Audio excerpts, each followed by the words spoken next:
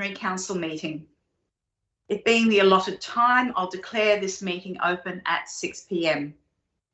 Kaya Marman, Kaya Yoga, Kaya Bridie, Yananuk, Nalak Karij, Winjialak Nini, Nalak Karij, Nija Buja Bal, Wajak Nunga, Buja Lalak Nini, Kora, Nijie Burawan. On behalf of the town of Bassendean, I would like to acknowledge the traditional owners of this land on which we meet, the Wajak people of the Noongar Nation. May their campfires burn forever. I would also like to remind people that our meetings are recorded and live streamed and uploaded to the town's website.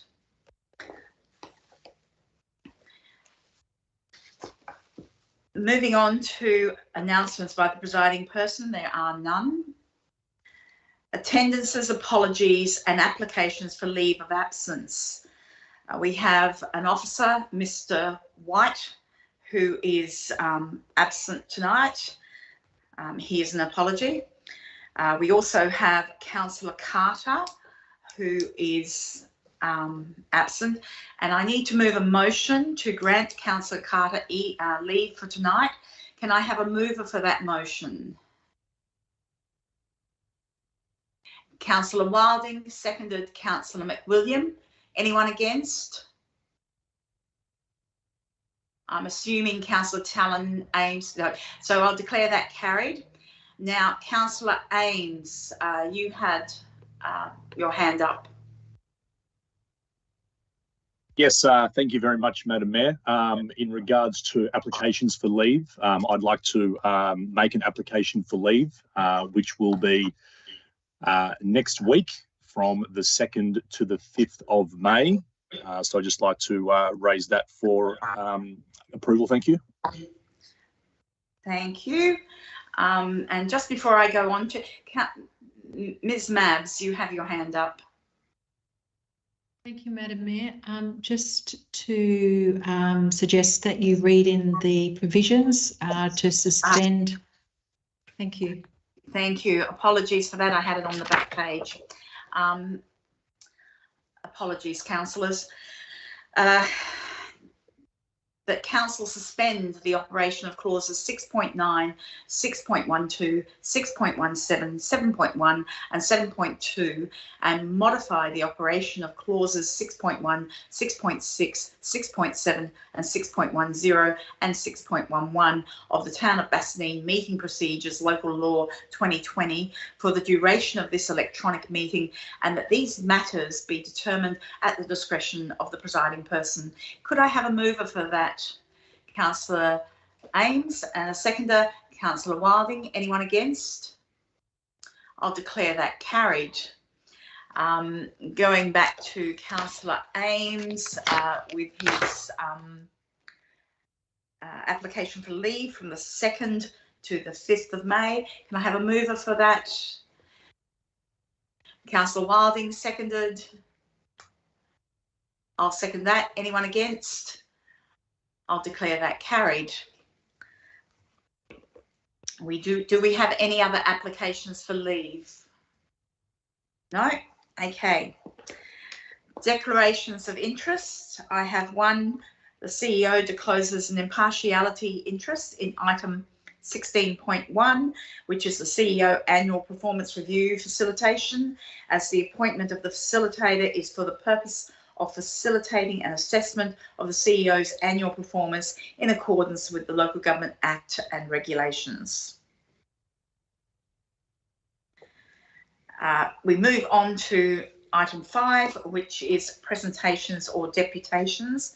Now, I understand that we have a deputation tonight from Mr. Greg Daru, and if it would be possible to invite Mr. LaRue to come into the meeting to begin his deputation. He is present, just has to unmute his mic. Okay, if we can be patient and wait for... Hello, can you hear me? We certainly can, sir. How are you tonight? Good, thank you. I'm just actually trying to turn my camera on so I can see who I am, but here we go, That's okay. We can hear you perfectly. That's great. Thank you, Madam Mayor, for taking my deputation. Can I go ahead now? Am I ready to go? You certainly may. We're all ears. Okay, thank you.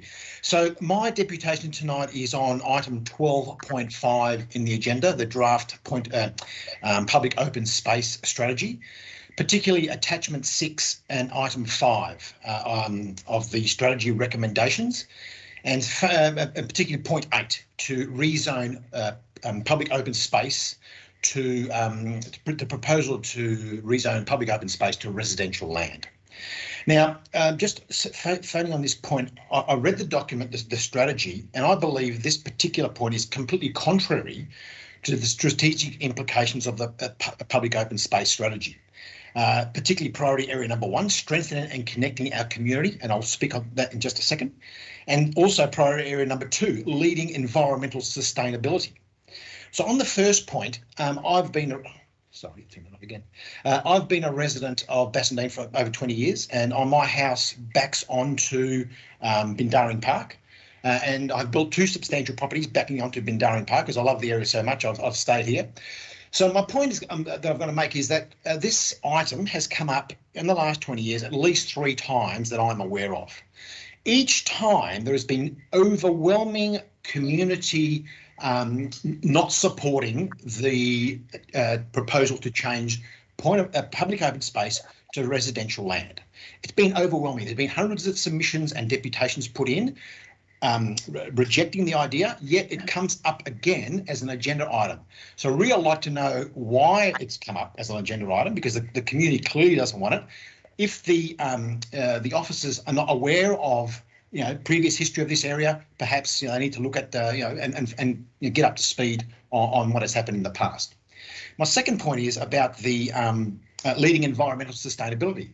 This particular park has got several significant trees on it. Turning public open space into residential land will be a loss of massive significant trees, which I don't think is leading environmental sustainability.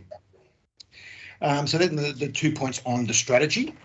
The other point I'd like to make is this area is now it is in the flood fringe, so it's prone to flooding. And if you obviously go around the area, you'll see all the flood markers on the light posts. Now, have we learnt nothing from the floods in Queensland and New South Wales?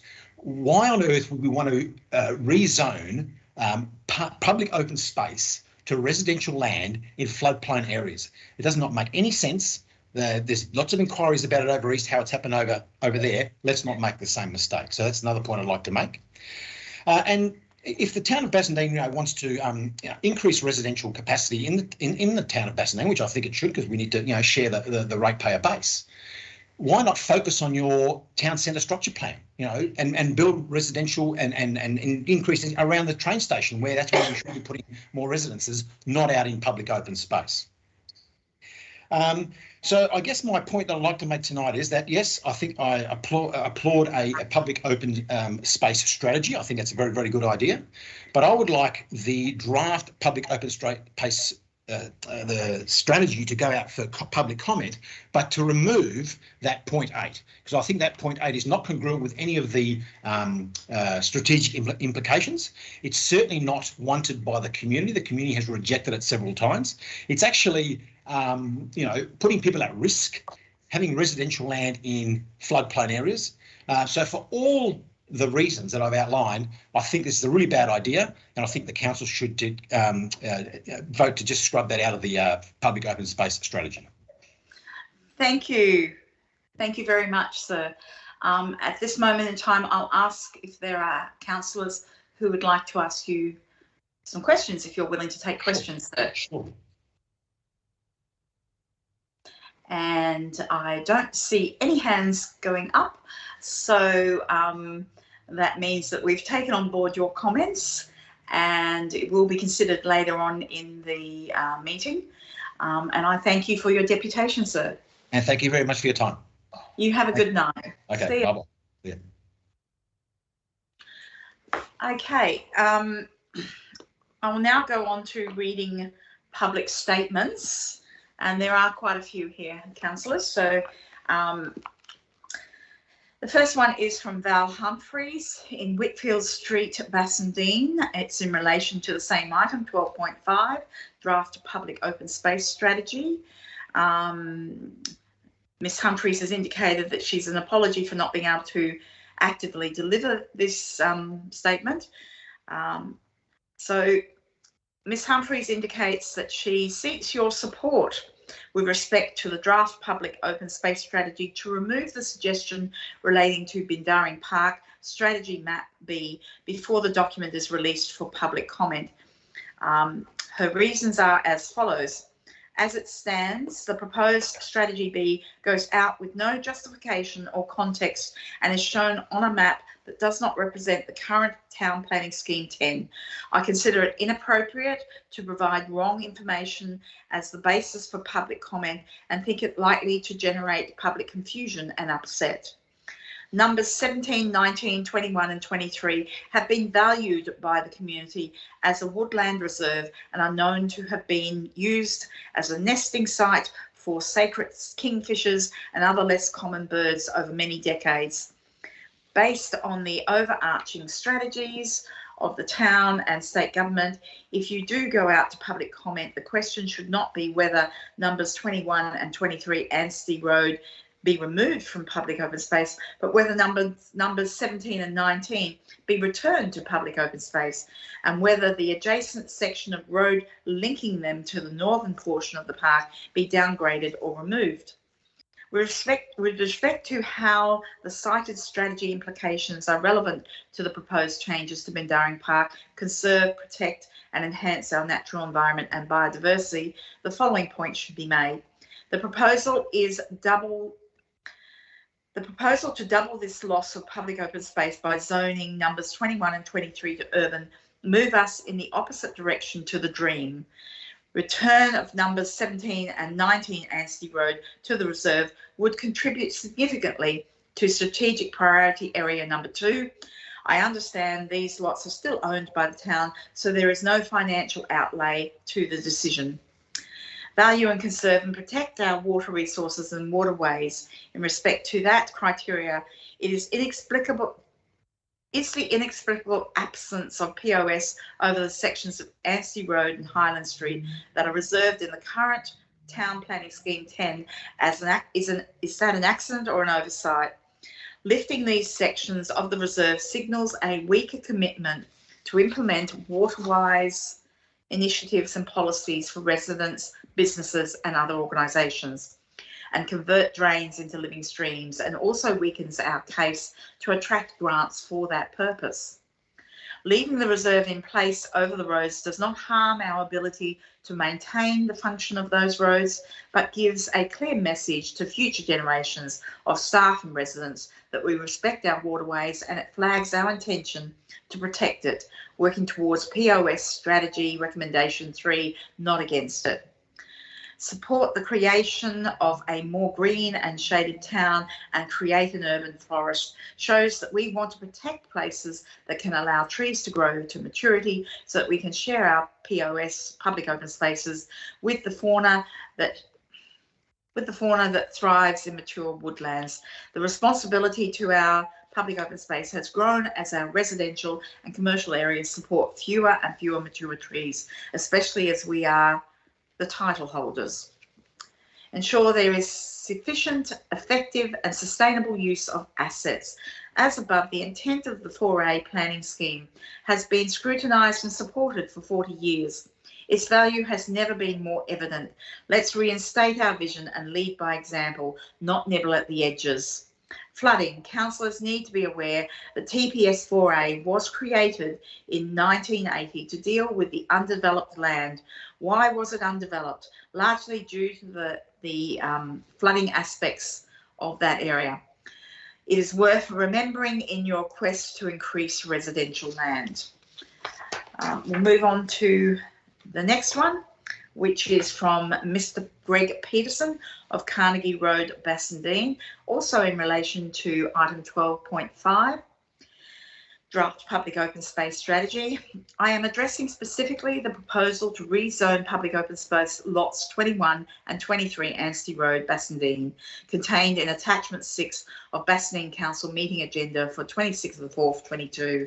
I am astonished that this proposal is again being put forward after several times that it has been rejected by the community over the last roughly 30 years.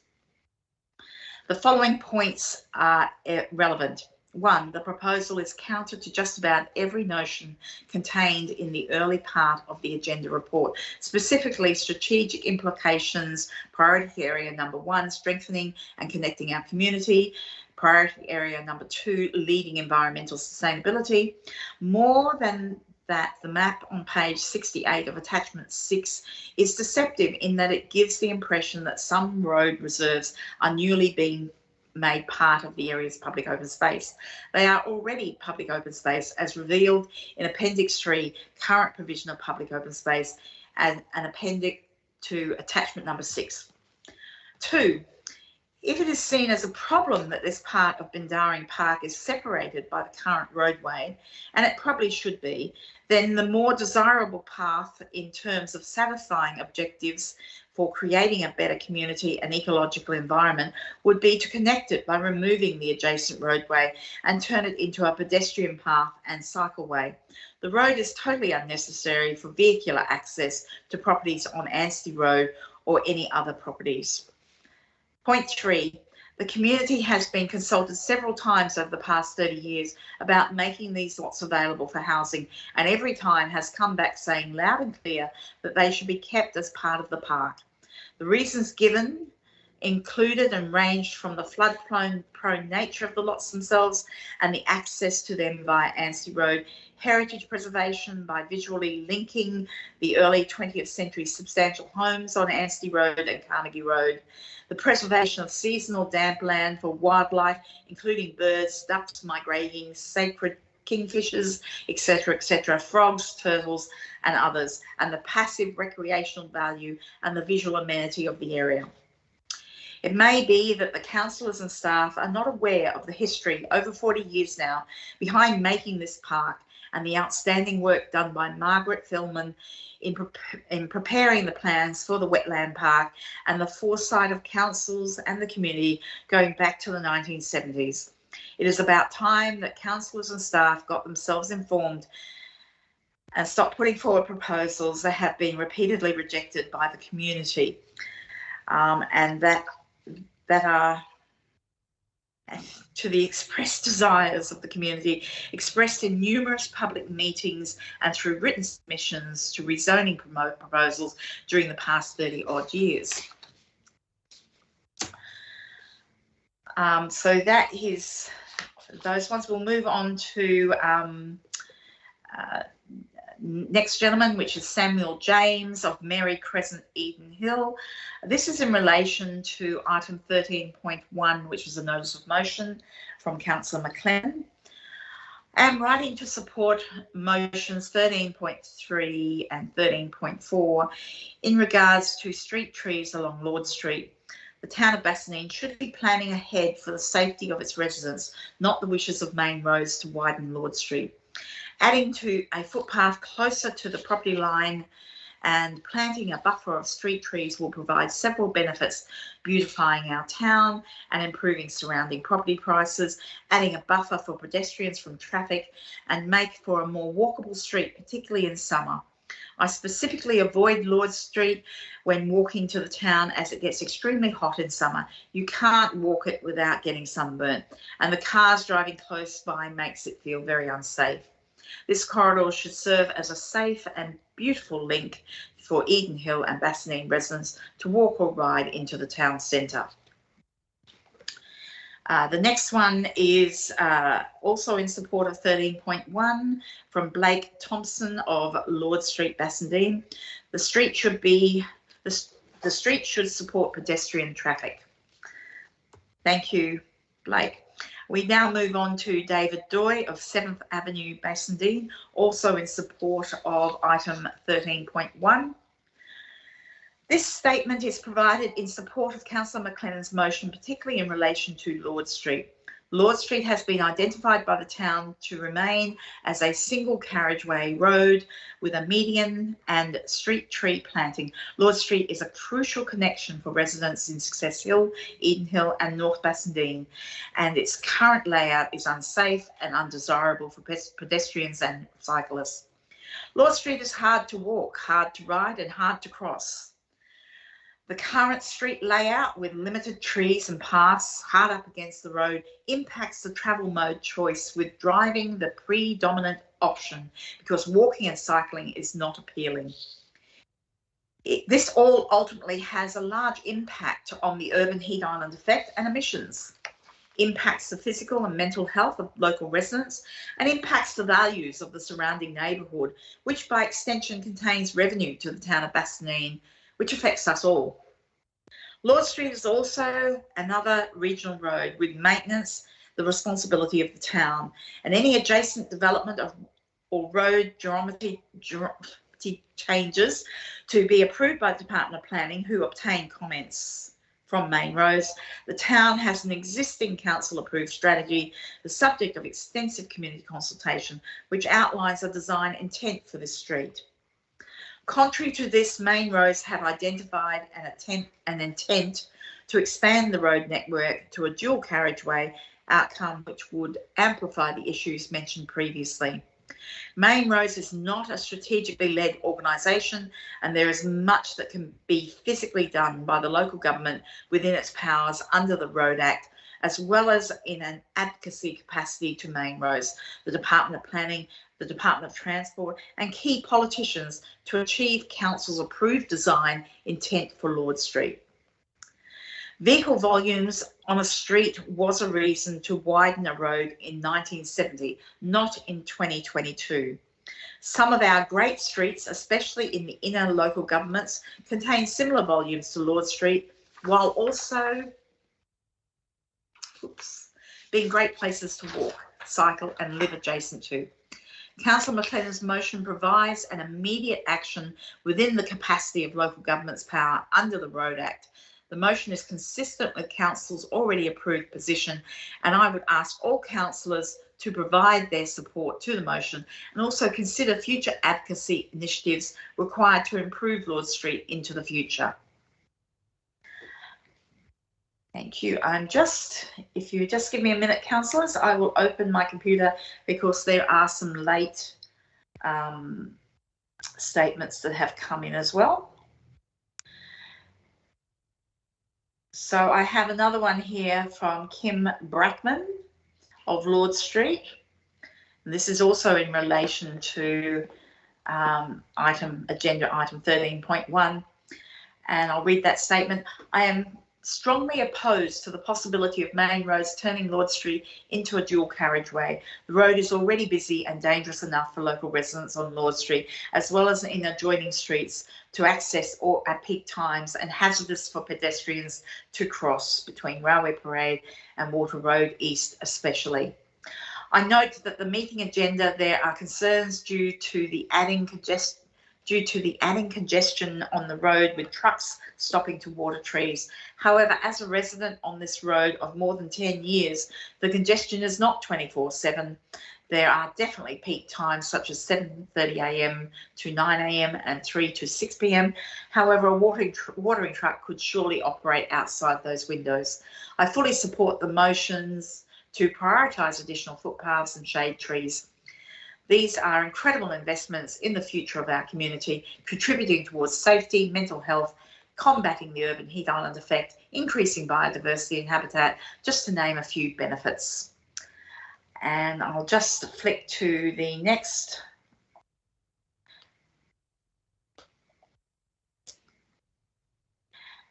And this one is from Melissa Pianesi, and there is no address. Also in relation to 13.1, I support the motion for extra footpaths and street trees on Lord Street. I use our network of footpaths and hope to continue so into the future, as so do many others in the town. Good paths support an active, healthier community. Also, they take cars off the road, so there is less air pollution. I am also more inclined to get on my bike when I know there is a safe passage to the destination. More trees for shade, as it really makes a difference when riding during hot summer days. And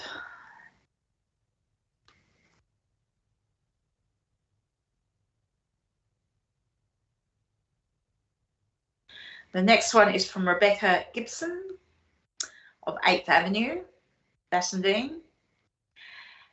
I would like to see trees and a safe pathway for residents on Lord Street. I oppose 4 lanes of traffic on Lord Street. And the next one.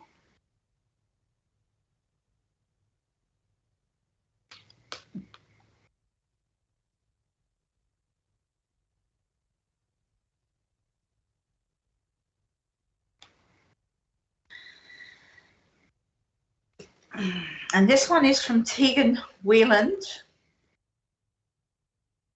No address. Also in relation to 13.1. I support Councillor McLennan's motion. Bassendean Council prides itself on its green town approach with underground power, native verge incentives and support of pedestrian and bike transport. This motion, I feel, reflects and embodies this vision. And that brings us to the end of public statements.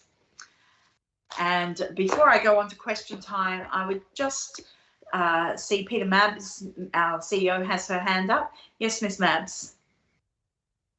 Thank you, Madam Mayor. I believe we have Miss Jermaine Allenby present in the meeting. Now, I'm not sure whether Miss Allenby would like to make a statement or ask a question, but I thought I'd just raise it with you as she can't speak until you provide permission. Thank you. Thank you. I actually was just going to ask because I was aware of that. Miss Allenby, if you are there, would you like to ask a question now? Very much. I'm just driving back, so I really appreciate Peter and Catherine for inviting me into the call this evening. I've heard Greg, both Greg's and Val's statement, and fully in support of that. My property backs on to that open space, and this has really been our first season there. So I've grown up in Bassendean, and have lived there with my family as well, and it's lovely to see all the nature. Like, we have frogs all around. There is all the ducklings that use that space there to have their ducklings.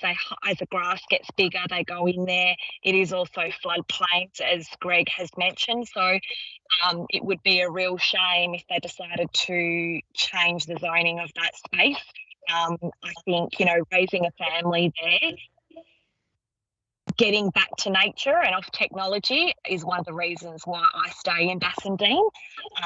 And I hope that that open space will be available for many generations to come. Encouraging the kids to go and play with tadpoles and get their hands dirty is what I love, and just enjoying that wildlife. So that's really it for me. And thanks very much for your time. I do apologise. I've been up since 4 a.m. and my clarity of thought is not so great at this time of the evening. So thank you very much. Thank you. I now have questions from that have been submitted, so I'll just go through those.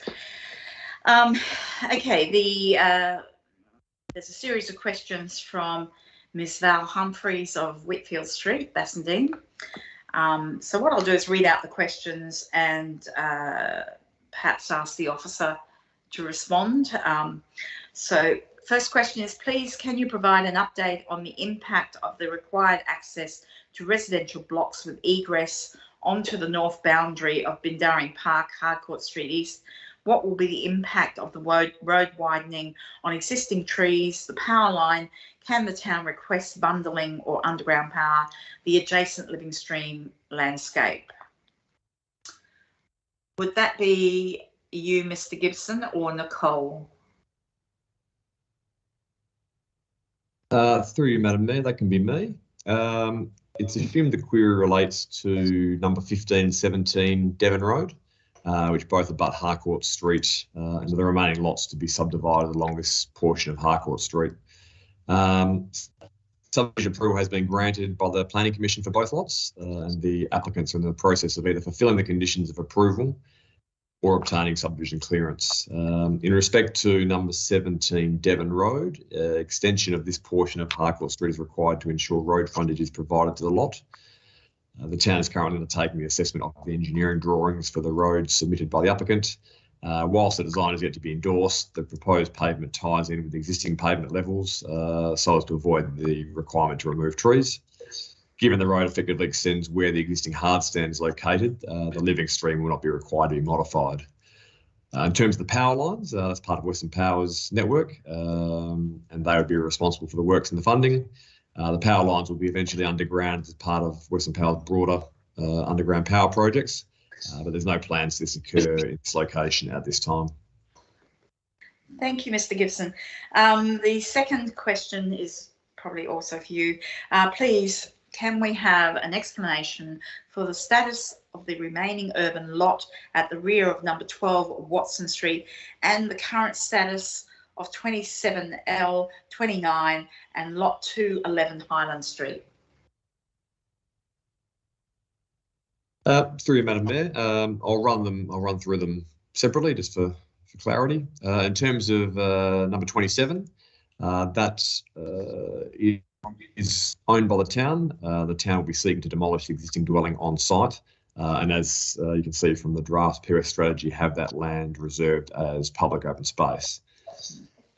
Next door to that is 29 Highland Street. The town is seeking to acquire the reserved portion of the site, not the complete portion, but the reserved portion of the site as part of Town Planning Scheme number 4A. And to that end has recently received valuations for the potential acquisition of that land. Okay. Lot 211 Highland Street is similar to number 29 Highland Street, except that the town is seeking to acquire the whole site, as the whole site is actually reserved under the local scheme, and again has recently received valuations for the potential acquisition of that land. Thank you. Third question from Ms. Humphreys. Please, can you explain why the reserved status of portions of roads through the park, sections of Highland Street and Anstey and Carnegie roads are not shown on Strategy Map B, nor on any online maps? Through you, Madam Mayor, the portions of Highland Street, Anstey and Harcourt Streets that are reserved as parks and recreation under local planning scheme number 10 are shown as such on the town's intramap system. The strategy does propose to identify land for its current or intended use, and in this instance, the land in question is a constructed gazetted road and has been identified as such. Further, it's actually consistent with the draft local planning scheme number 11 that was initiated by Council in November 2020. Thank you. So the next question is from Monica Jane of Lord Street, Bassendean. This is in relation to 13.1. The question: I have been very disappointed to find that some council staff are not prepared to support the vision for Lord Street as adopted by the council, are dismissive of residents' concerns and seem to think that the Main Roads WA plans will be carried out as a foregone conclusion. Please let me know why council's adopted vision is not being promoted. Could I have Officer Mr. Gibson, I think, or no, Mr. Adams, to provide a response to that? Thanks, Madam Mayor. Yeah, the town has advocated council's position to the DPLH and Main Roads, and they've come back and informed us that they don't support reducing Lord Street to a single lane each way, or maintaining it as a single lane each way, due to the forecast traffic volumes. these roads are categorised by the state government agencies as important distributor roads, and you know, they see them as requiring big dual carriageway. Thank you. So we'll go on to the next question, which is from Samuel James, Mary Crescent. This is also in relation to 13.1. Under a high emissions scenario, Perth is expected to become 2.9 to 4 degrees Celsius warmer by 2090. Why then will the council not consider adding a footpath to this area with protective street trees to encourage alternative forms of transport into the town centre? This area will become unwalkable in the peak of summer under a high emissions scenario. Would we like to address that one? Thanks, Madam Mayor. Yeah, look, we're happy to install paths, and we're happy to install a path in this location, and we're also happy to plant trees around the town as well. Thank you. Next question from Samuel James. Studies show that adding more lanes increases traffic, a concept called induced demand. Why are councillors supporting Main Road's plan to widen Lord Street, which will be detrimental to the residents of town of Bassendean in respect to pollution, increased traffic, unwalkable town? Isn't there a council adopted transport plan that prioritises the community and its residents over cars? Thank you, Madam Mayor. Look, there is a council adopted transport plan. It does identify many issues throughout the town, and you know, in the respect of Lord Street, we did advocate to the state government agencies, as mentioned earlier on, but it was rejected by them. Thank you. So that brings us to an end to question time, and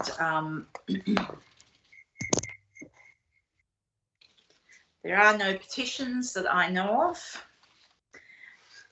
We'll now move on to item 9.1, which is that the minutes of the ordinary council meeting held on the 22nd of March 2022 be received. Could I have a mover for that?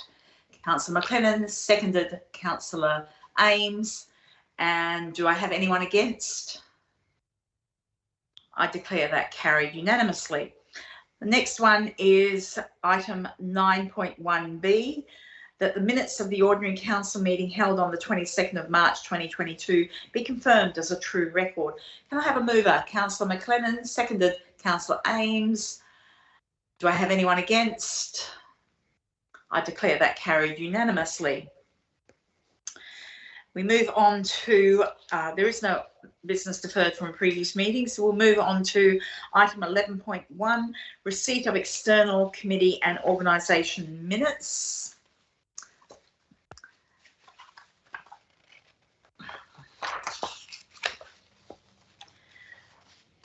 So that the council notes the attached document from the external committee meeting held within the reporting period. Could I have a mover for that? Councillor McWilliams, seconded Councillor Wilding. Anyone against? I'll declare, Councillor McWilliams, my hand's still up. I'll declare that carried because you moved it. Okay. So, Councillor McWilliams, would you like to bring down your hand?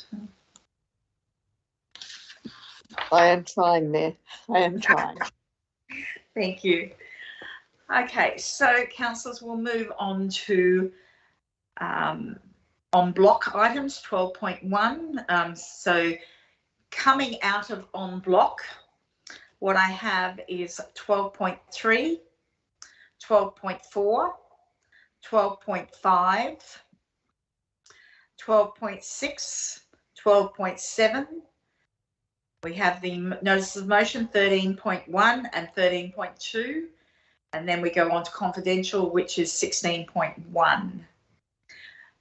Are there any other items that councillors would like to bring out of en bloc? Councillor McLennan. Would you just say 12.3 was coming out of en bloc? Yes. Great, thank you. And Councillor Ames, you had your hand up there briefly. No, Madam Mayor, we can continue. Thank you. Thank you. So could I have a mover to move the other items on block, which is 12.2, 12.8, 12.9, 12.10, 12.11 and 12.12. Could I have a mover to move those items on block? Councillor Wilding, seconded Councillor Ames. Do I have anyone against? I declare that carried unanimously. So now we will move on to the reports. So we'll move on to 12.3.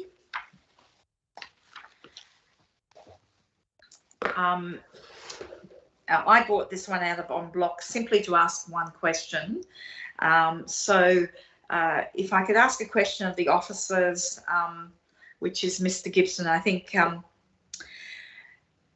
may I ask Mr. Gibson, if the 4.2 ridge height is a little excessive to enable, my question is, there's a 4.2 ridge height, and in the report it indicates that this is to accommodate a four-wheel drive, and I was wondering if that is a rather excessive height for a four-wheel drive, and if the applicant was willing to consider a reduction in the ridge height that would accommodate some of the objections, mollify some of the objections.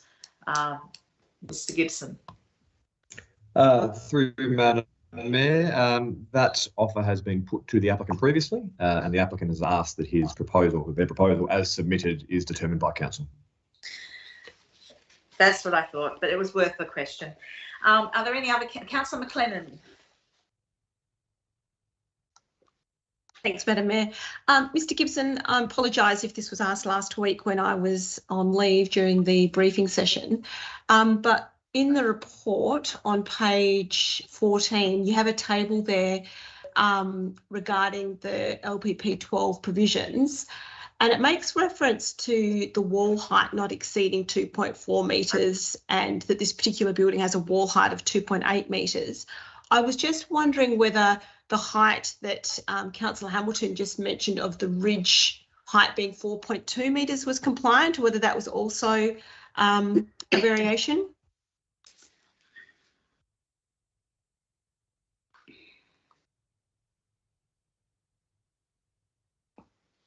Mr. Gibson. Yes. Through Madam Mayor, sorry for that. I was finding the button. No, so the 4.2 metres is compliant. It is the wall height that requires a design principle assessment. Beautiful. Thank you so much. Are there any other questions, councillors?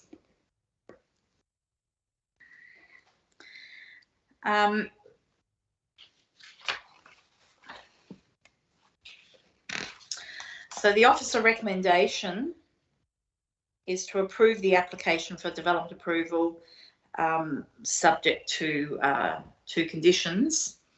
I'd ask if there's a mover for this item.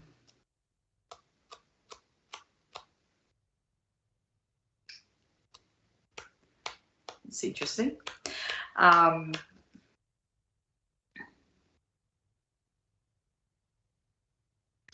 Councillor Hamilton, I'm happy to move the item. Thank you, Councillor McLennan. Is Councillor Ames your seconding? That's correct, Madam Mayor. Okay, do we have anyone against? I declare that carried unanimously. The next item is 12.4.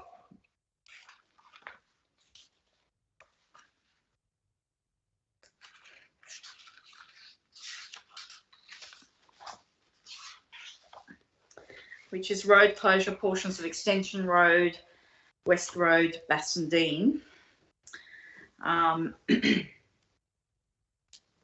I would ask the officer if he'd like to speak to this any further, although you have spoken to this a couple of times, Mr. Gibson.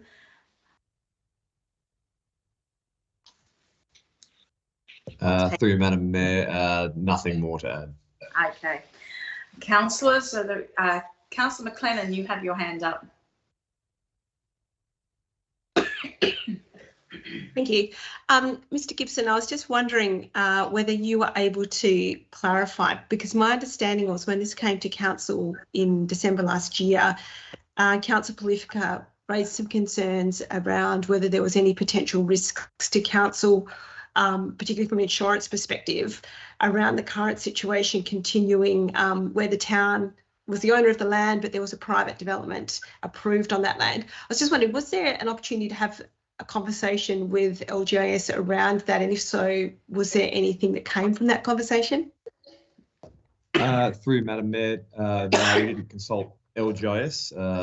In a previous bulletin, staff sought some clarification from councillors as to what information they specifically required to enable them to consider the matter, and no response was received. So there was nothing to take to LGIS.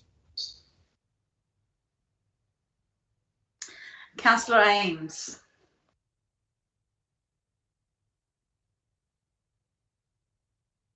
Yes, Madam Mayor, my hand is not up, so I think you might be talking about Councillor Polifka. Apologies there. Councillor Polifka. Excellent, thank you. For Director Gibson, if we could just refer to page 164 of the attachments.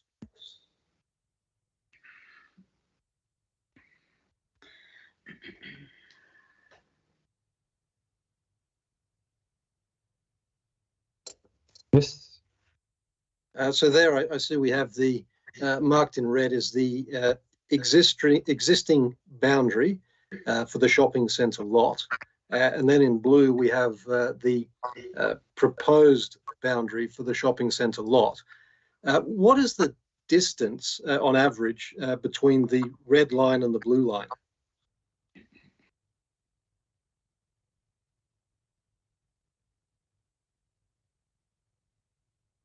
Through you, Madam Mayor, it probably ranges as little as sort of 4 metres, probably at the there's a bit at the towards the intersection of West Road and Extension, but it gets certainly around the back to where the Coles Click and Collect is. It would be upwards of 15 or about 15. Okay. In terms of, let's assume that LPS 11, as was advertised, were to pass. With the zoning for the shopping centre site, what would be the minimum setback for a building from the boundary of the lot?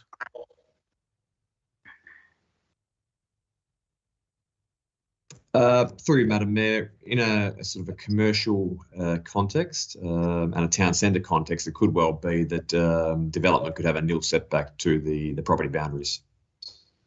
But that is something that would obviously be explored in far more detail as part of the preparation of the activity centre plan. Okay, so, but in terms of that being a possibility, the retention of that road reserve could potentially provide that, I suppose, a buffer between the road and any future development. Through you, Madam Mayor, it could, yes. Okay. Yeah, so thank you for that. Thank you, Councillor Polifka. Councillors, you may be aware that I have foreshadowed an alternative motion. Councillor Polifka, yeah, thank you. So I would like to move my alternative. Miss Mads, oh, sorry, here we go. So it's up on the screen now, and basically I think everyone can read that. I'll just read it out for the audience who may not have a screen. This is in respect to road closure portions of Extension Road and West Road, Bassendean. My alternative motion is that Council 1 does not authorise the administration to make a request to the Minister for Lands pursuant to Section 58 of the Land Administration Act 1997 for the permanent closure of portions of Extension Road and West Road road reserves as identified by batching on the location plan attached to this report. 2, request the CEO to enter into license negotiations with the property owner of Lot 2 West Road for the ongoing use and maintenance of Extension Road and West Road road reserves as identified by batching in the location plan attached to this report, where said license agreement will be subject to review approximately every 5 years. And 3, request the CEO to appraise councillors of the outcome of those negotiations via the bulletin within the next 12 months. So I would like to, unless councillors have any other questions, and I can't see any other hands going up, I would like to move that alternative. Do I have a seconder? Councillor Plifka? Yes, thank you, Madam Mayor. Do I have anyone against?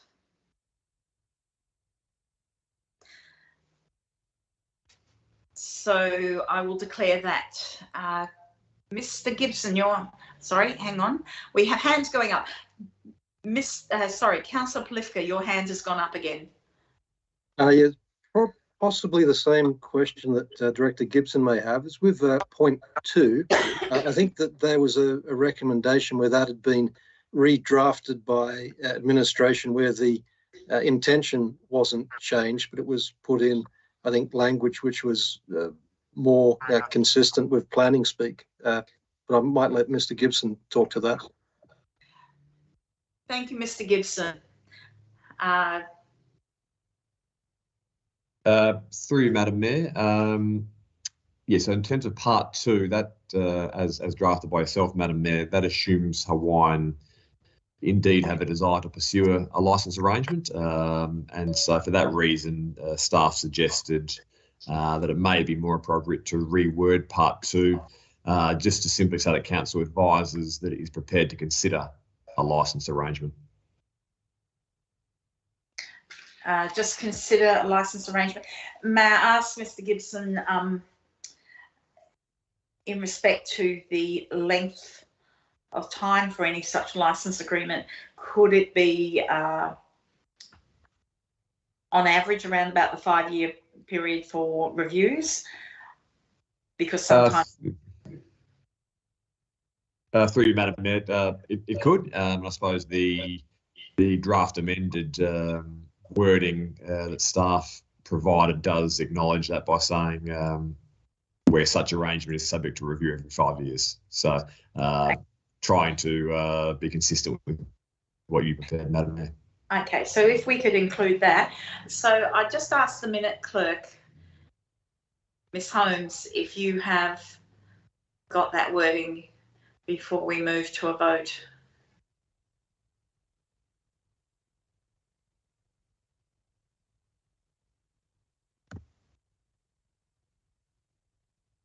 I can see you, Ms. Holmes, but I can't hear you. Sorry. So I'm replacing your point 2 with the officer's point 2. And I have that.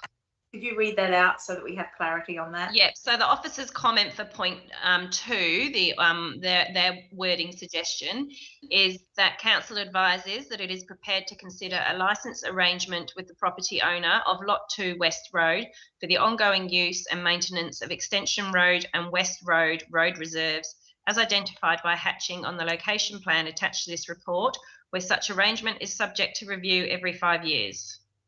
Thank you. So, councillors, you're all clear on changing point 2, point 1 and point 3 of my alternative remains the same. Are there any questions on that before we move to a vote? Councillor Plifka. Just with point 3, that's predicated on there being negotiations. So I would just want to change the outcome of any negotiations. So just to change the word those to any, in case the adjoining landholder doesn't wish to enter into such negotiations. Very good point. I agree with that. Okay, so I have moved the alternative. There are changes to that alternative which have been read out. We have Councillor Pliska as seconding the motion. Do we have anyone against? And I will declare that carried. Thank you, councillors. So we'll now move on to 12.5, which is the draft public open space strategy. And I would ask the officer, Mr. Gibson, to speak to this item before I open up for questions.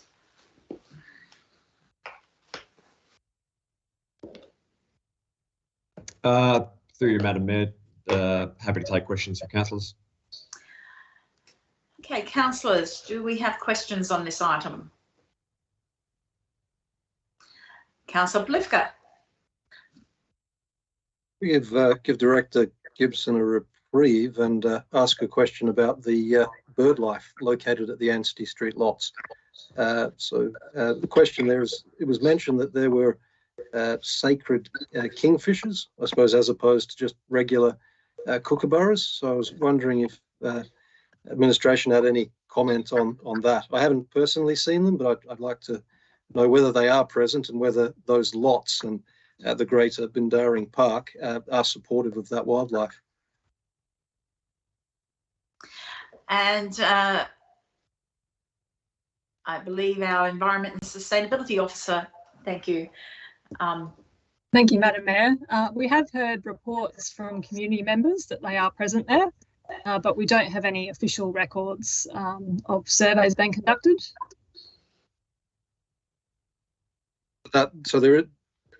That's undetermined at this stage. So there have been sightings, but we can't conclusively say that there aren't. So there is a possibility that that area is supporting that wildlife.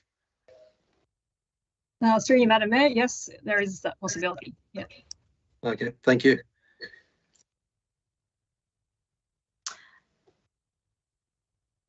Are there other questions, councillors?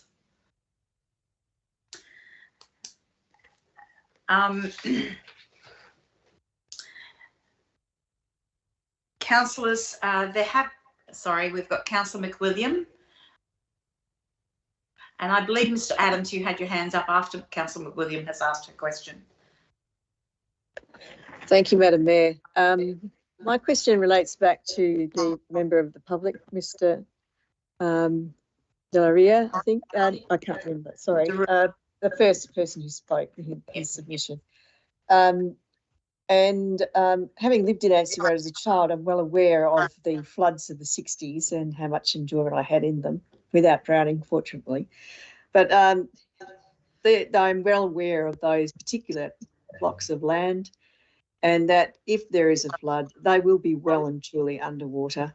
And that many hours were spent in great playing with my friends in that area, and it would be terrific, as I echo other people's comments about having enjoyed their childhood in the area.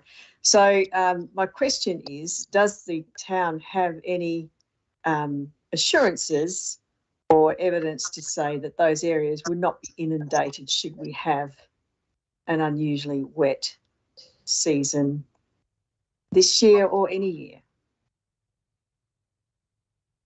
Through Madam Mayor, the sites, as Mr. DeRuy suggested, the sites are actually part of the flood fringe. So development would need, any development on that site or similar sites would need to be guided by Draft State Planning Policy 2.9, which Council were broadly aware of as part of its revocation of Local Planning Policy number 4. So there is a planning framework in place, but the land is indeed in the flood fringe, so there would be additional development standards that would otherwise not apply. Okay, thank you. I think that would indicate that people looking to purchase land in Bassendean might not be so much attracted to those particular land plots. Thank you. Now, I have a follow-up question. Thank you, Councillor McWilliam. So I have a follow-up question from that for Mr. Gibson. There was some discussion in a workshop some time ago that there was potential contamination on those blocks. And I recall at the time asking what the level of contamination was. There was no ability to identify those levels. And I also asked, would the contamination be a problem if the topsoil of the property is not disturbed? In other words, if the property remained, all of those properties remained as open space, would there be a problem with the contamination? Ultimately, I was told no. So my question to you, Mr. Gibson, is would a level of contamination perhaps make the sale of those blocks not particularly profitable? If the town is looking to make a profit out of converting those blocks to residential and selling them, if they are contaminated, is not remediation of contaminated blocks quite expensive? Through you, Madam Mayor, potentially. But I think it would be fair to say that if council did pursue the rationalisation of these sites, the revenue would no doubt be impacted by the cost associated with the remediation.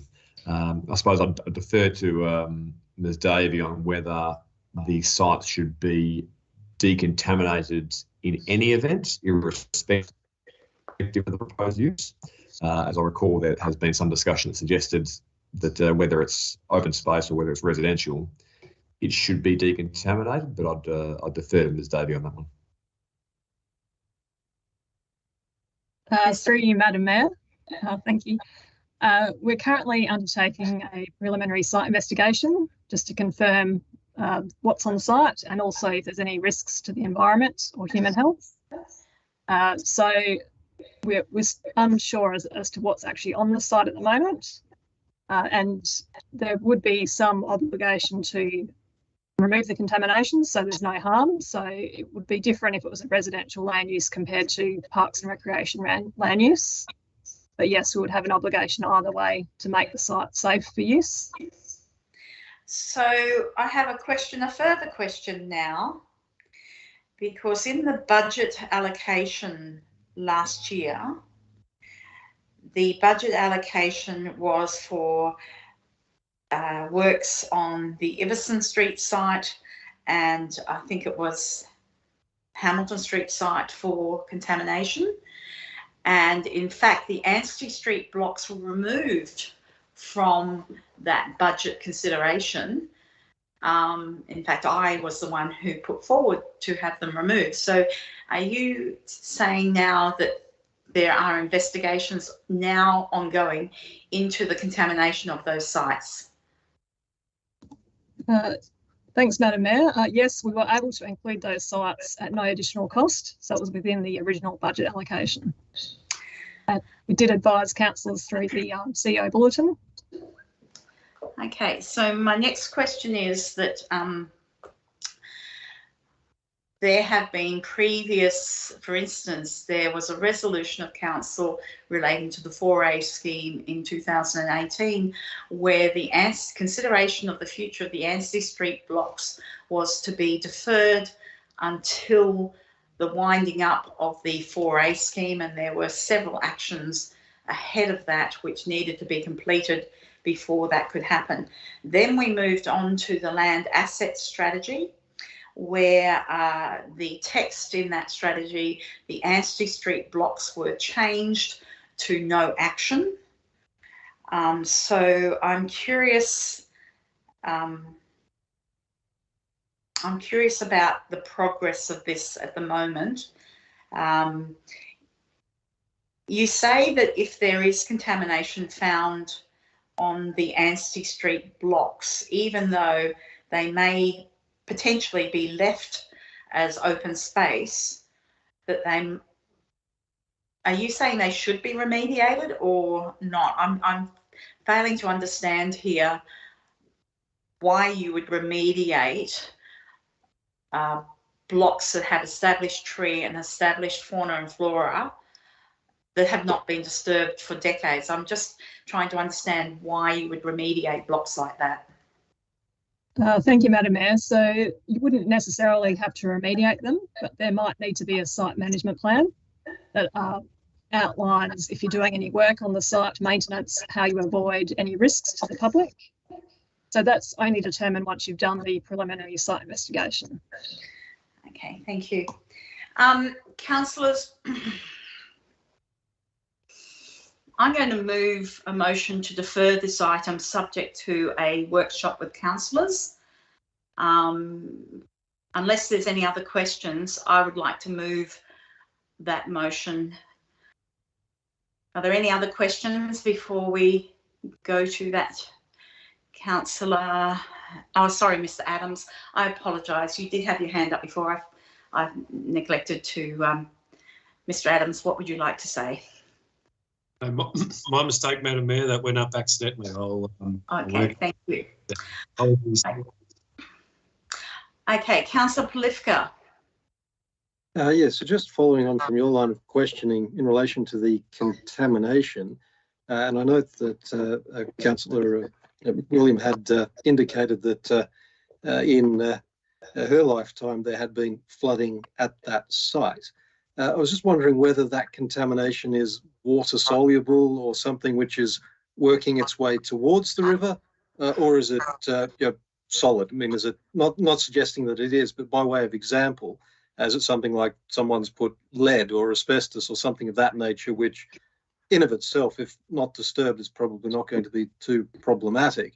So just trying to work out the nature of that contamination and whether there's anything we would need to do in the near term to prevent contaminating the river.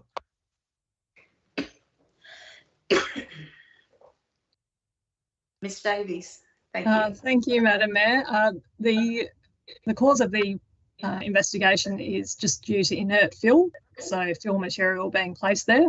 So there's no indication that there's any impact on the groundwater. Okay, that's good news. We'll take that as a win. Thank you. So, councillors, I would like to move a motion to defer this item subject to a councillor workshop. Do I have a seconder? Councillor McWilliam. Do I have anyone against?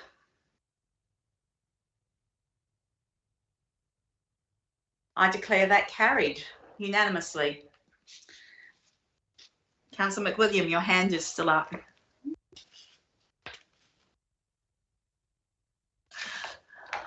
Okay. So we'll now move on to item 12.6, which is review of council policies. Mr. Gibson, would you like to speak to this, or do you just want to open up to questions? Through you, Madam Mayor, nothing to add.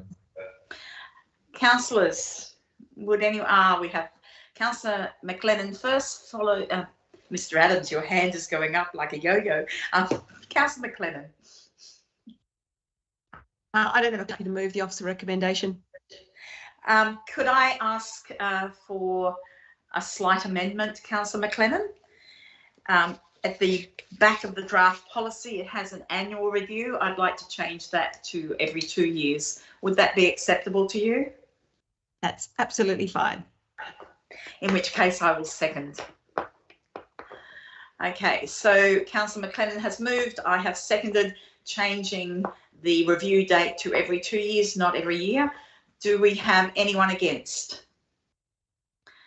I declare that carried unanimously. We move on to 12.7, which is provision of street sweeping services. Obviously, there are portions of this report that are confidential. Mr. White is away. He would normally be handling this item. Mr. Adams, I don't know if you've got anything to speak to this item before councillors ask questions, if there are any. Nothing really specific to add further to what we presented last week at the briefing session, Madam Mayor. Okay, so councillors, does anyone have any questions on this particular item? Okay, so we have an officer recommendation to appoint Enviro Path Proprietary Limited to provide street sweeping services as specified in the tender document. Do I have a mover for that item? Councillor McWilliams, seconded Councillor Ames. Is there anyone against? I declare that carried. So we now move on to 13.1, which is a notice of motion from Councillor McLennan. Now, there was an amendment that came through from Councillor McLennan this afternoon. Councillors, that is up on your screen right now. Councillor McLennan, did you wish to read this out or to address any points in your notice of motion? I'm happy to read it out if that would be helpful. I'm aware that it is on the screen and that councillors have had a copy in advance, but I can read it if you would like. It's a fairly long motion, but you may as well read it because there's so much interest in this particular item that I think it would be, for anybody who's just listening and has no screen, I think it would be beneficial.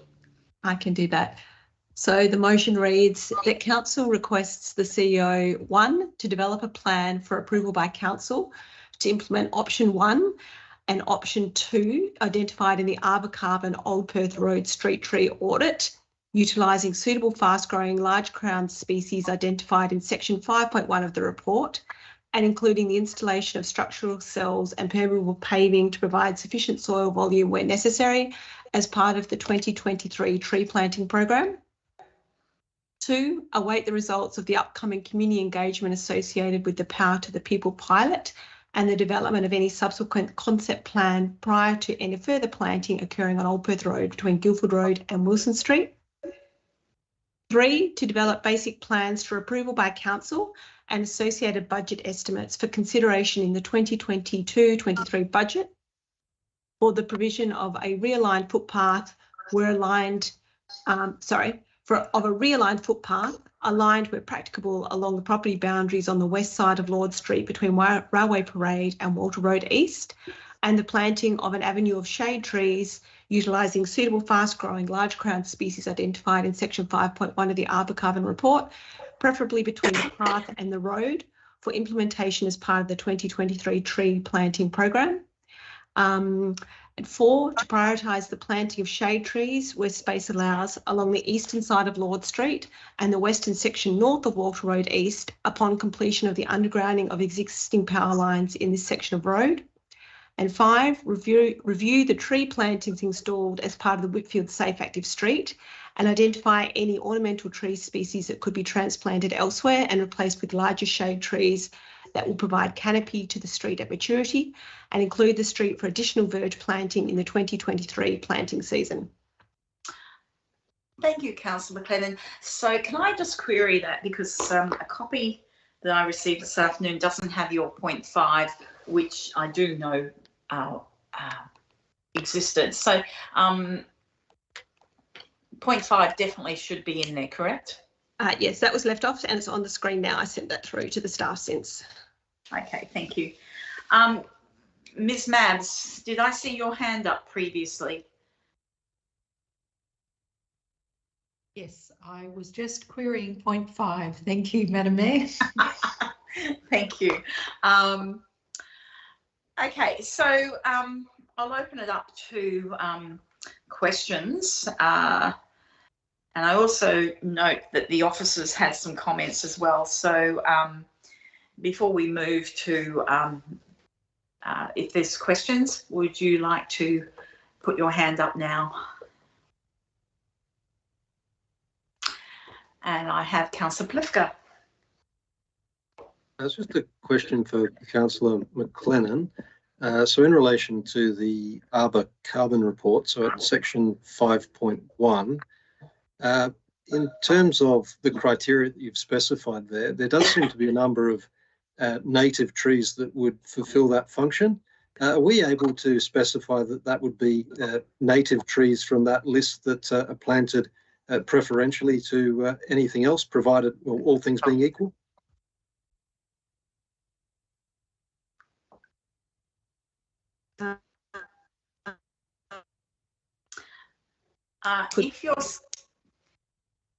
If you're speaking, Councillor McLennan, it's coming through broken. I'm not sure if you were responding or not. And native species that might be ideal for that location. Councillor McLennan, we only got the tail end of that. That's no good. I'll try again without my camera on. So in answer to your question, Councillor Polifka, that would be possible, but it wasn't my intention for a couple of reasons. Firstly, there may not be availability of all of the species there, so I thought it was wise to leave that open and for the staff to have some flexibility. And secondly, particularly in relation to point 1 and 2 that relate to trees on Old Perth Road, there have been conversations with members of the staff in the past where trees that are non-native have been identified as being ideal for that location. So that was the reason why I hadn't specified natives particularly. Okay, Councillor Polifka, are you finished with your question? Councillor Ames. Yeah, no problem. Councillor Ames. Thank you very much, Madam Mayor, and through you to Councillor McLennan. Is your point 5 actually in your motion? Because there was some discussion that it was going to be either removed or included. So is it included in your current motion, Councillor McLennan? It is included. You'll note that I've added some extra words based upon the feedback provided by the staff, who indicated that there could be additional verge planting along that street as part of the winter planting program next year to add additional canopy cover, and recognising that there may be limited opportunities to transplant some of the species that have currently along that street. Fantastic. Thank you for clearing that up. That's great. And I've got one more question through you, Madam Mayor, to, I dare say it would be Mr. Gibson. We all know that the Lord Street section is in discussion either now or moving into the future. And I just wanted to find out what is, I suppose, the probability of such council and community engagement for the Lord Street bypass or the Lord Street distribution area to remain as is, as in a single carriageway? Or is it from your previous experience and understanding about how Main Roads WA are pushing for this distributor way to become dual carriageway that it would unfortunately go against council and community engagement for the dual carriageway to be implemented at some stage into the future?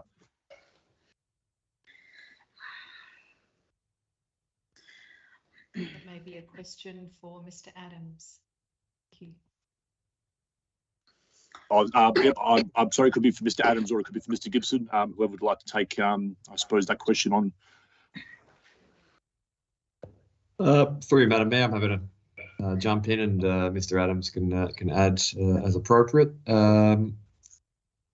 The Lord Street is reserved as another regional road under the Metropolitan Regis scheme, so it would typically be the state's expectation, and it is indeed the state's expectation in this instance, because we have asked the question we have been told that it's the state's expectation that the road will be at some point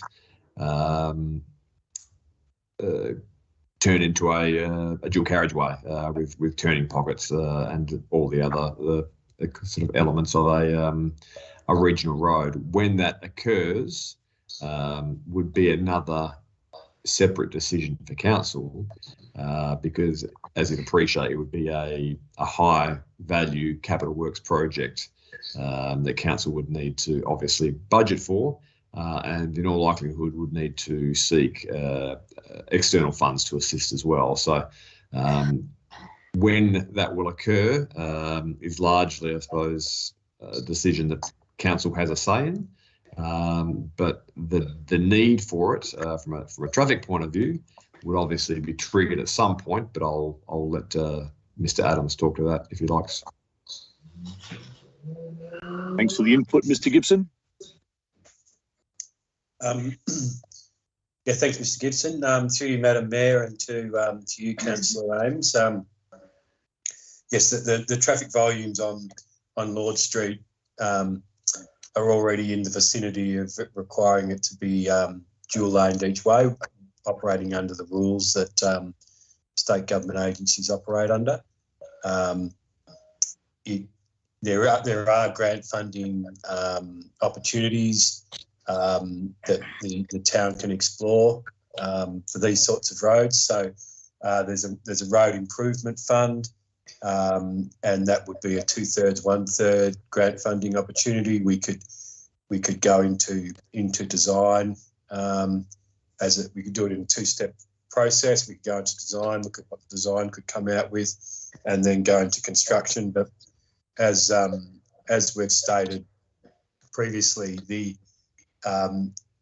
when the road is upgraded, there'll be provisions for tree planting, cycle and walking paths as well. So, but it is a long-term plan. So if there are interim measures that the town would like to implement, then we can do that. So hopefully that's answered your question, councillors. Thank you, Mr. Gibson and Mr. Adams. I'll ask one more question if I can through you, Madam Mayor, to Councillor McLennan. Is there any way in which you'd like to amend or adjust points 3 and 4 in relation to tree planting and verge planting in that Lord Street area that takes in consideration the plans that may be imminent in that Lord Street vicinity, so that if points 3 and 4 do go ahead, we're obviously planning and planting for the future to ensure that we're not obviously going to undo some fantastic work within the town moving into the future if this area does get redeveloped quite heavily? Thank you for the question. I think, first of all, the point that you make about it being imminent is a bit misleading. These plans have been in place since the 1970s, I think, and so there hasn't been acted upon yet, and there hasn't been any community consultation or progress on that in recent times. I have no intention of making changes to the plantings proposed in point 3 and 4. In fact, the fantastic outcomes that you referred to would actually be a reason to keep those points in order to encourage delivering of the outcomes and the vision that our community has already identified and council has supported.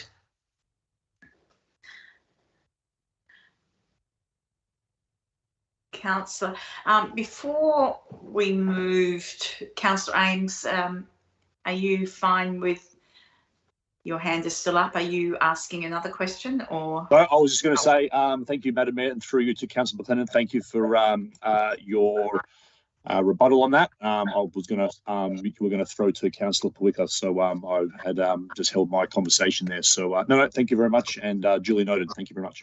Thank you. So just before we go to Councillor Pawika, I'd like to ask a quick question, which is a follow-on from that dialogue. And I'll ask this of Mr. Gibson.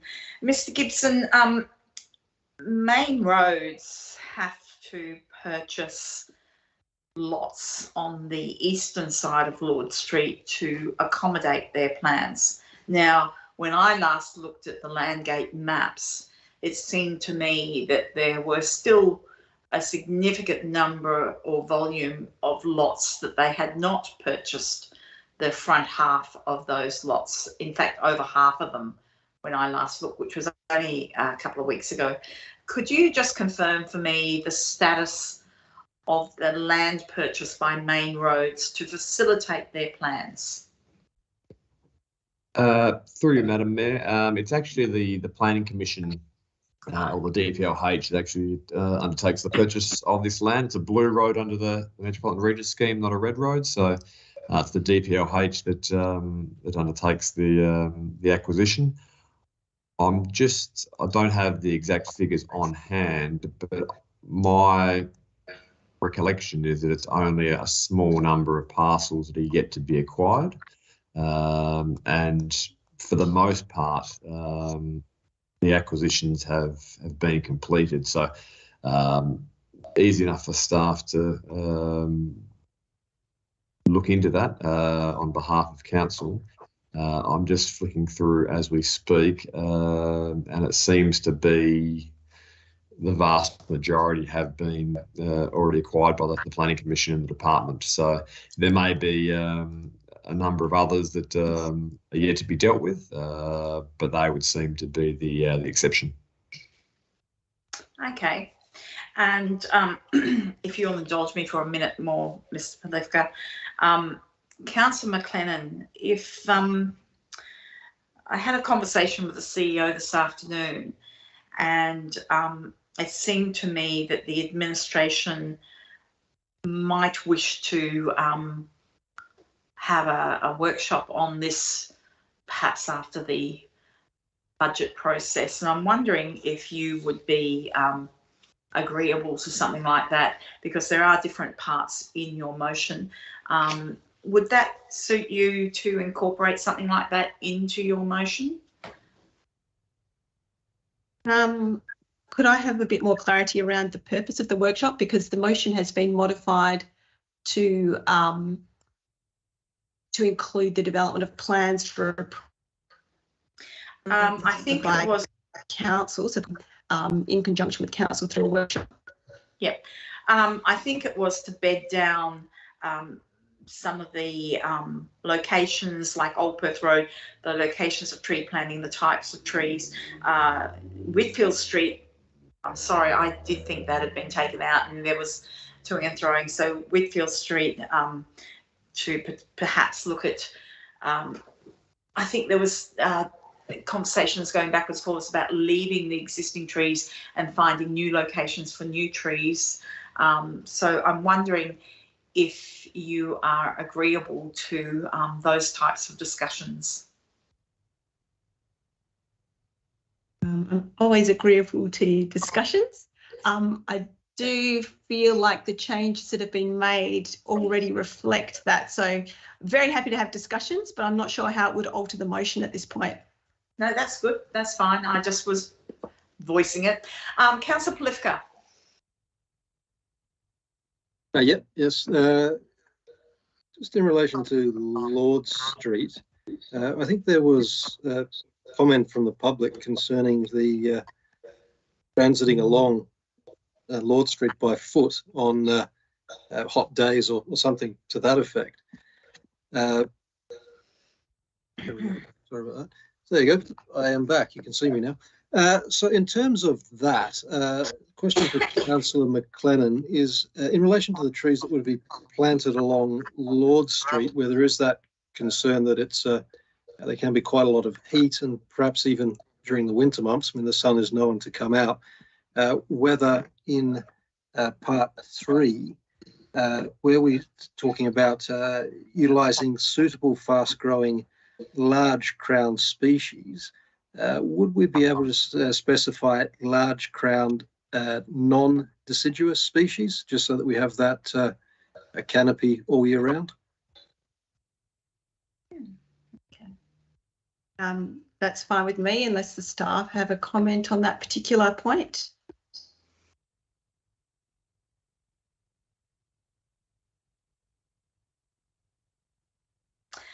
I don't think there's a comment on that point.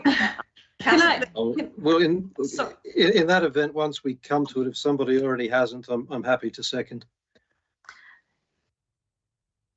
Maybe it could be with a preference at that point for non-deciduous trees, because I think the point about heat is relevant for any of the streets throughout our town, not necessarily just Lord Street. But again, don't want to limit too much the choices that the staff might have for species. Can you not hear me, Councillor Hamilton? I can hear you. I'm just looking at the changes that are being made as you're speaking Oh, to your motion. We have a very fast minute, clerk. Nothing more from me. I'm happy with that.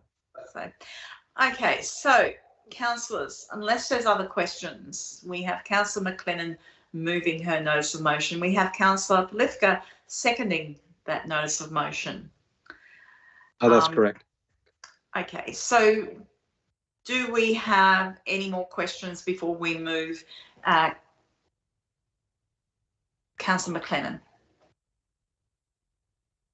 sorry to be annoying. I'm just reading on the screen now. If I could just check with Ms Holmes, is it now worded in point 3 with a preference for non-deciduous species?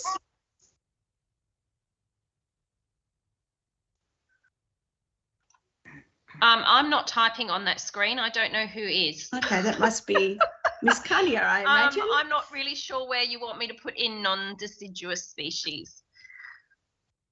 That was me typing, forgetting that I was still sharing my screen. Where are you? Where would you like the wording of non-deciduous included? If I may, where you have non-deciduous, if we could put in front of non-deciduous, preferably non-deciduous. Okay, at point 3 there. Okay. Yeah. Yeah, and there would be a comma after large crown. Okay, yeah, thank you. Thank you. Okay, councillors, we have some slight word changes in that notice of motion. Councillor McLennan, you're happy with those changes? Okay. That's fine with me. Yep, Councillor Polifka has seconded. I'm going to actually ask if there's anyone against this notice of motion. And I cannot see any hands going up. So I'm going to declare that carried unanimously. So we now move on to the second notice of motion for the evening, which is from Councillor Wilding, Youth Engagement Projects. And we'll just wait for that to come up on the screen so that everyone can see your notice of motion, Councillor Wilding. I apologise, I actually was not given a copy of Councillor Wilding's notice of motion. Okay, so Councillor Wilding, would you like to read out your notice of motion? Thank you, Madam Mayor. Absolutely. So my notice of motion is that Council 1 requests the CEO develop a project proposal for the provision of youth engagement projects in Ashfield for implementation in the latter half of the 2022-2023 financial year. Point 2, receives this proposal by December 2022. And point 3, allocates $10,000 for the development and implementation of this proposal in the draft 2022-2023 budget. Thank you. Okay, so I'll open this up to questions. Would councillors like to ask a question on this item, or ask staff members any questions on this item?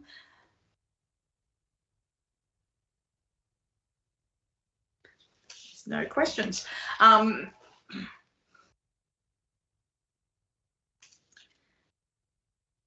Could I ask a question of Councillor Wilding on this one?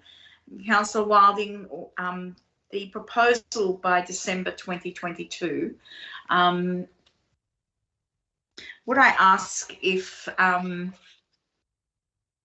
you just want the administration to draft up this proposal, or do you want them to engage with you along the process?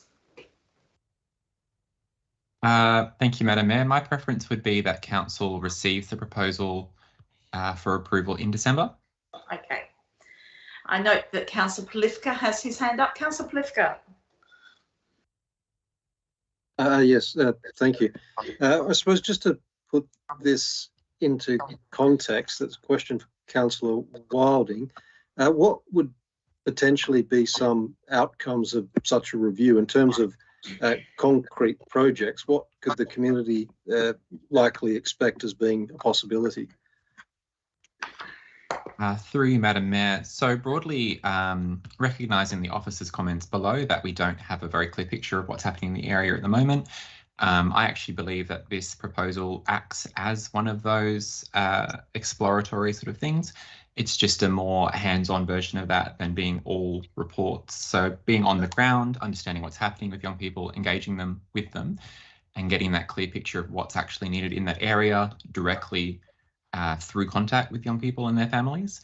And then any further projects might happen from there. So it might look like something as simple as a soccer workshop on a Thursday afternoon, once a week. It could look any number of ways, and I've intended with the motion to leave it as broad as possible so the administration can apply the principle as they'd like to. But ultimately, the outcome would be us having a better understanding of what's happening in that area for young people and being able to plan better in the future for that demographic. Basically, an information gathering exercise in respect of a demographic within the town that appear to be, I suppose, somewhat underserviced. Would that be a fair summary? I'd agree with that, yeah. Okay, thank you. Could I ask the relevant officer, which may well be perhaps the CEO on this one, I'm not sure who would deal with this.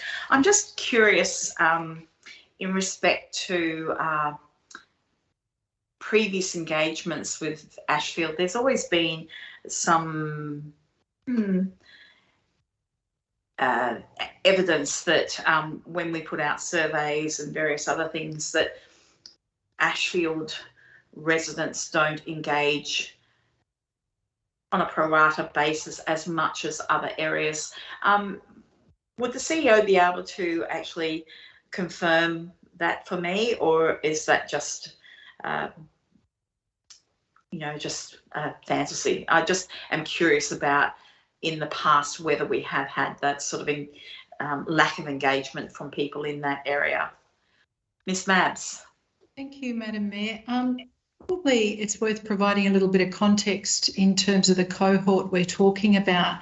One of the things that we have learnt is cold canvassing with youth in our district has not been successful, but the model that we've practiced for a number of decades that has been highly successful, and not only do we service youth in our district, but also youth more broadly, and that is very much based on the needs of the individual, but also building a trusting relationship with those young people. And our youth services team, comprising of two guys, really provides generalist knowledge, skills, support to young people, but also provides a really important conduit to link them up to other services. So depending upon what the young person is looking for, whether it's accommodation, drug services, mental health, accessing Centrelink, they will actually work one-on-one with them. They'll help them get their licence, whether it's finishing ATAR, etc.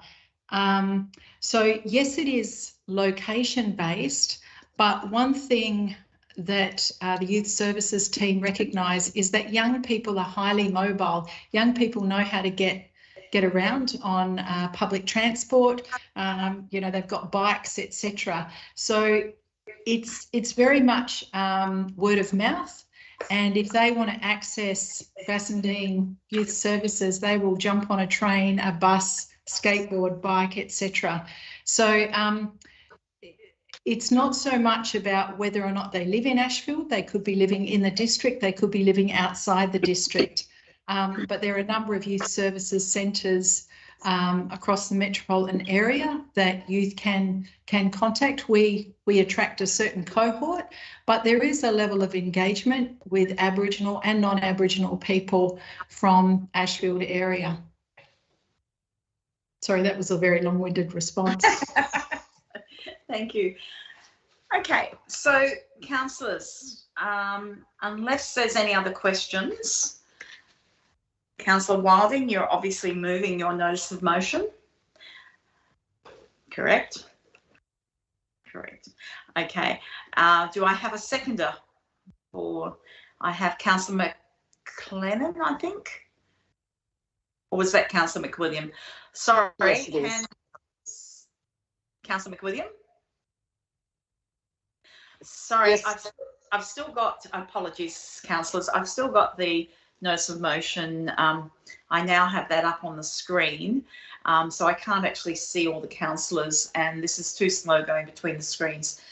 Apologies. Okay, so Councillor Ames, you have your hand up.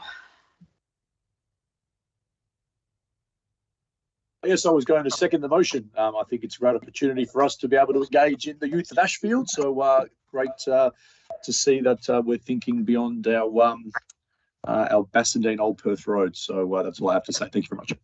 Okay, well, I think that Councillor McWilliam beat you to it. so we have Councillor Wilding's notice of motion, seconded by Councillor McWilliam. Do we have anyone against? And I don't see any hands going up, so I will declare that carried unanimously. So we now move on to announcements of notices of motion for the next meeting. I have two very simple notices of motion, which unfortunately didn't make it onto this agenda for tonight.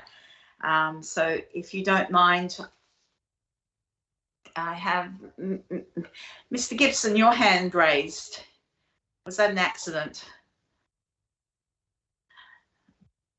Okay, and okay, so if we don't have any more hands raised, I shall read out these two very short notices of motion, which will go on to the May meeting. So for the minute clerk, Miss Holmes, I can email these through after the meeting if you like. So the first motion is that Council 1 requests that a notice board be installed in the first half of the 22-23 financial year in a high foot traffic area at each of the following sites, that being Sandy Beach Reserve, Jubilee Reserve, Merry Crescent Reserve and Ashfield Reserve. And 2, requests that the CEO causes to have made 2 reusable portable notice boards that can be utilised in different locations as required. That's the first notice of motion. And the second notice of motion is that Council 1 requests that the CEO provide project updates in each financial year in simple spreadsheet format as outlined below, inclusive of columns identifying completed projects and identifying potential carry forward dollar amounts for projects. And 2, that these updates for all budget approved operational and capital projects be provided annually per the following schedule.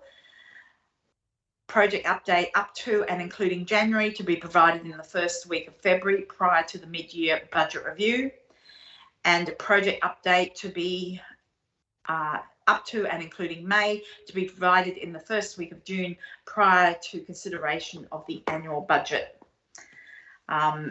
I am a little bit flexible in the timelines for that last dot point, but at the moment I just want to move these to have these 2 notices of motion put on the record for the upcoming May OCM. Unless anyone else has got any notices of motion for the next meeting, we will move on to there is no urgent business that I know of.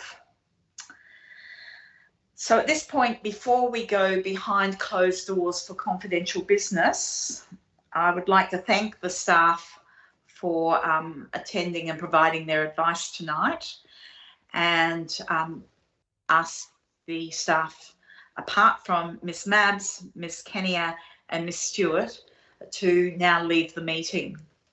So thank you, staff, for your attention to detail and being so informative tonight. And also at this... Am I staying? Ms Mabs, last week we just had... Oh, yes, you are staying because you're the minute clerk. Apologies, Ms Hutt. That's okay. I'm just checking. I overlooked you. Apologies. Now, before we go behind closed doors, I will ask each of the councillors in turn to indicate that they are in a safe and secure place. Councillor Polifka. Yep, good to go. Thank You're you. in a safe and secure place. Councillor Wilding. Thank you, Madam Mayor. I'm in a safe and secure location. Councillor McLennan. Confirming that I am in a safe and secure location. Councillor Ames. Safe and secure, over and out. Councillor McWilliam. Yes, Madam Mayor, I'm in a safe and secure situation. Thank you. As am I in a safe and secure location. Officers, I don't believe that you have to confirm that you're in a safe and secure location. Is that correct, Ms Mabs? Thank you, Madam Mayor. They can email me, Ms Kanyai and Ms Holmes and Ms Stewart. Thank you. Thank you. Okay, so can I have a mover to go behind closed doors? Councillor Wilding, can I have a seconder? Councillor Ames, is there anyone against? Declare that carried unanimously. Councillor McLennan, your hand went up again. Yes,